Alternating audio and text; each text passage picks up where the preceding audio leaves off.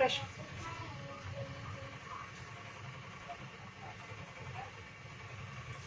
Yan guys. Live na tayo. Magluluto po tayo ng ayan, pansit ba to? Ito. Yan. Kalahating kilo po yan. Bubuksan natin ating kawali.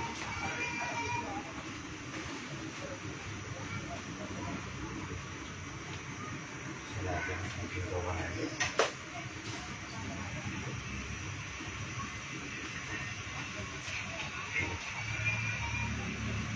Po natin siya.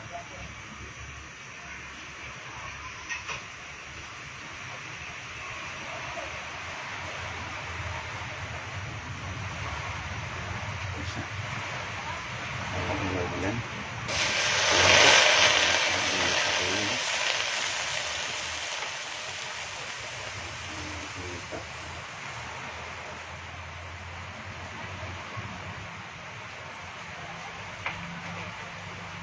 Pansit ba to for Sunday habang malamig yung panahon?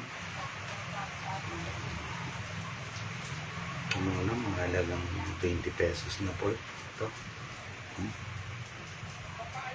Natin sa camera yan. 20 pesos na po.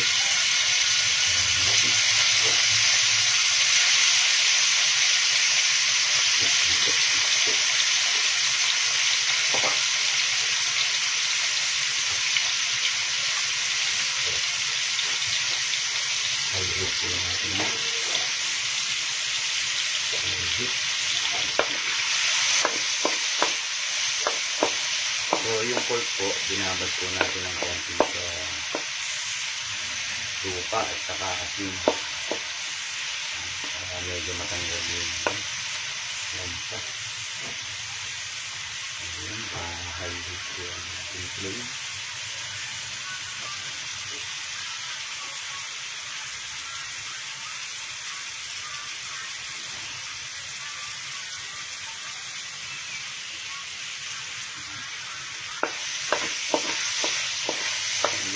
Kanin po natin ito.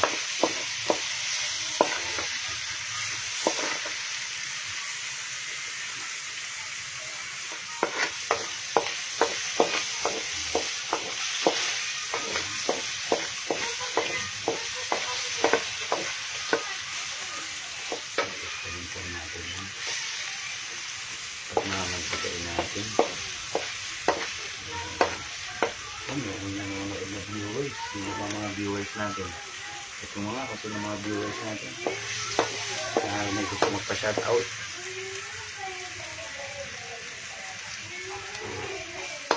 Check mga kung sino mga viewers natin.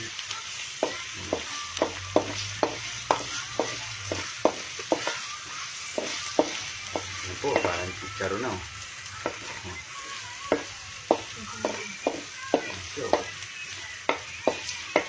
Yummy oh. Yummy oh. Parang chicharo na siya oh. Bukasan natin ng konti ng tubig.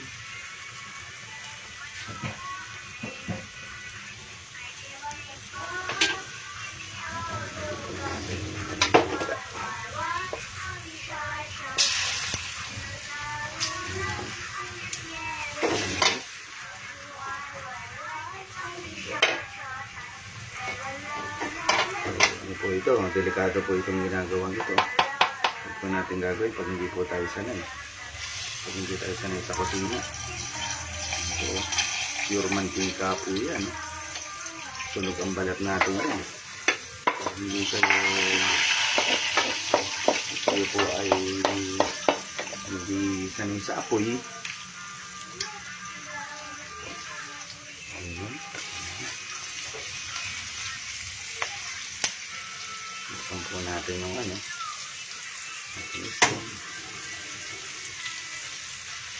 Ayan po, meron tayo mga viewers. So, salamat po.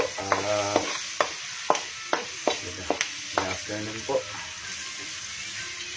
Sunday afternoon, malamig dito sa Pilipinas. So, currently, andito po tayo sa Bicol. So, kamusta po sa mga viewers natin yan. Mag-comment lang po kayo at shoutout po natin kayo. Ang ating pong menu for the day ay pansit bato. Ito po, pansit bato. Ayan. Ang nalulutuin natin. Totostahin lang natin ng sibuyas. Ayan, ang bango. Yan ang namin, oh. Panalo panalo, pizza, no? Ang kapal, kumpahaylit ka pa rin.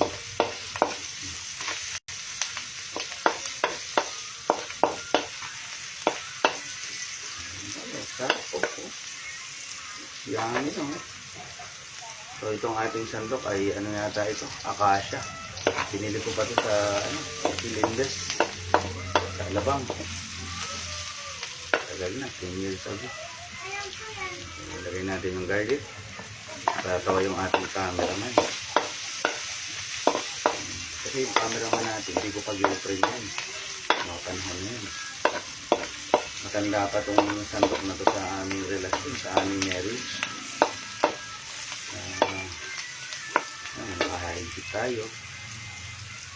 Tapos next, lalagyan na natin ng mga gulay. Ayan. So, repolyo, mga ano lang ito.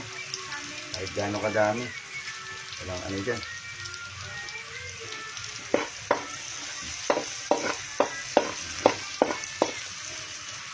Ayan o, matusta na siya. Repolyo.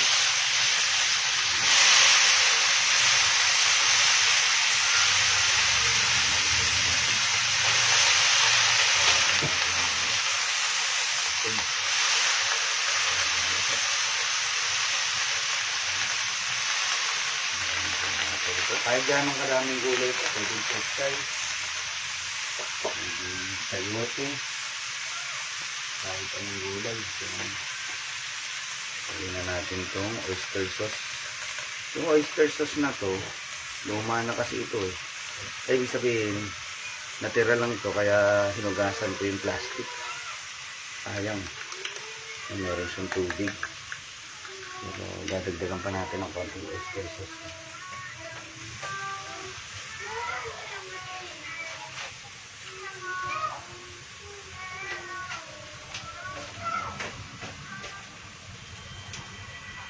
So, live na live po tayo. Luzon, Visayas, Mindanao. So, ito. O, 8. Ito lang. Ito lang. Kasi kalahating kilo lang po yung ano natin. Kalahating kilo yung ating pansit bato. Huwag masyadong ma-oyster sauce. Kasi ano yan. Betchin.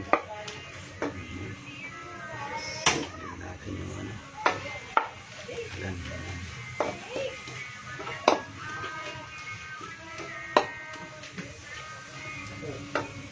Lagay natin yung pepper. Ng konting magic sarap. Ito mo, optional lang naman ito. Magic sarap.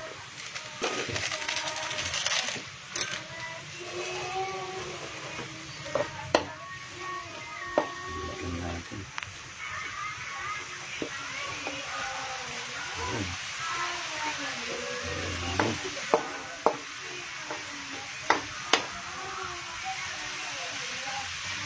Tingnan natin. Toyo. Toyo, bahala na kayo kung gaano kadami. Pero, mga ano lang siguro ito, 2 tablespoon. Ayan. So, mamaya i-adjust natin ng lasa. Depende kung gusto nyo matapang o matabang. Tapos, yung ating, ito, natira lang, konti lang na ano to, nor 4 cubes. So, yan eh. Namin natin yung ganyan.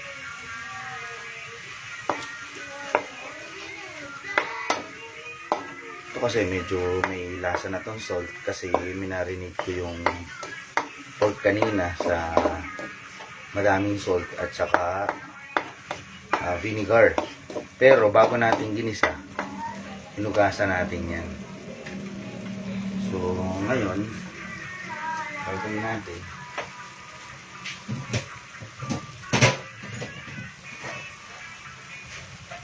Set aside muna natin itong ano.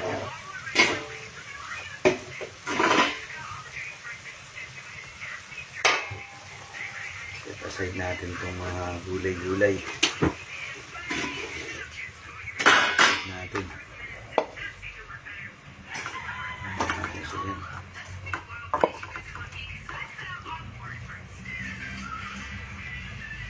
Para hindi siya masyadong ma-overcook. Masarap kasi ang gulay, hindi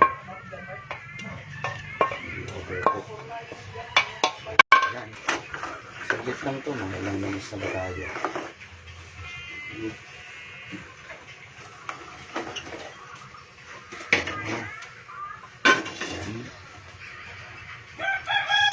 Mabilis na, siguro mga 10 minutes na lang tayo.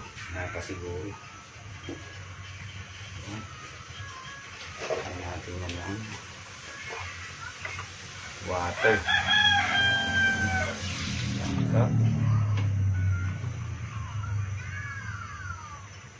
2 cups na hot water.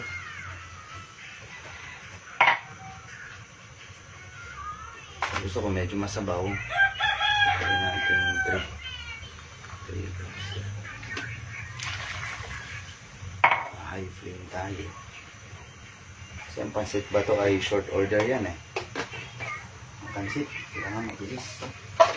Pagka-order mo, nagmamadali tayo. Ayun, kumukulo na siya.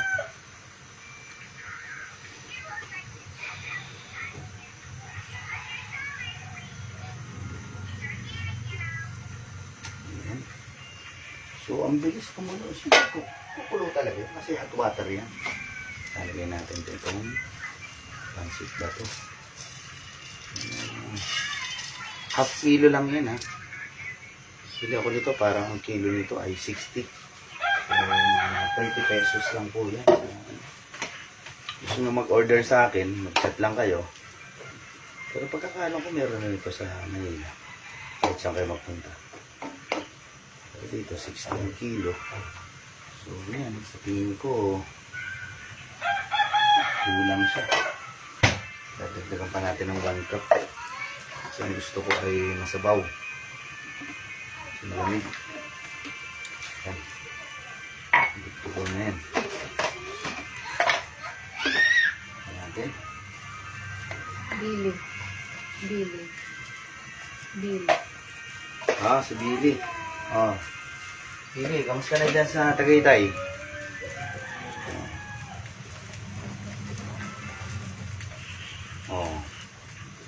Pag pumunta kayo, punta na kayo dito sa Bicol. Pagluluto ko kayo ng mga natutunan ko ng mga Bicol delicacies.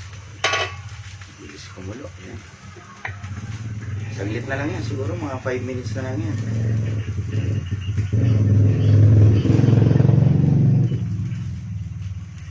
Sa mga viewers natin dyan, kumusta? Yan. Bilis. Lagyan na natin itong mga sahog. Repolyo lang. Pwede pechay bagyo. Pwede yung regular na pechay. Depende sa inyo. Yan, ang amoy, ang bango. Talagang makakalimutan yung pangalan niya. Yan. Medyo late na kasi kami nag-breakfast. So, merienda na kami. Mama Basa, kamusta dyan? Kamusta dyan sa Manila? Hindi pa nagsisimula yung klase dito, ma'am. Kaya medyo next week pa ata sa 22. Nagsiyami daw. Hindi mo mabasa. Huwag ka mag-alala. Pag umuwi ako ng Taguig, pagluluto kita nito. In front of your, on your house. So, ayan siya, Looks so yummy now.